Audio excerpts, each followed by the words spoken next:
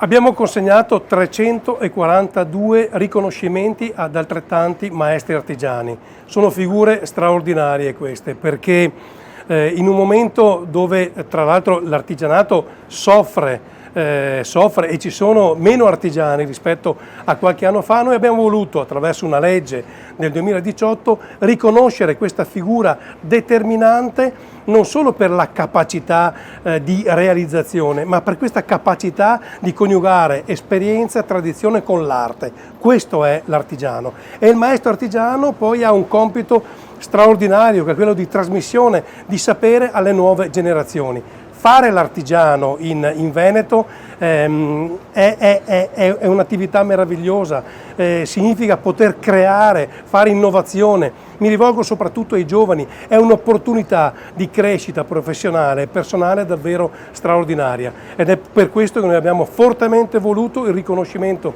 di queste figure professionali che sono davvero essenziali per lo sviluppo della nostra economia.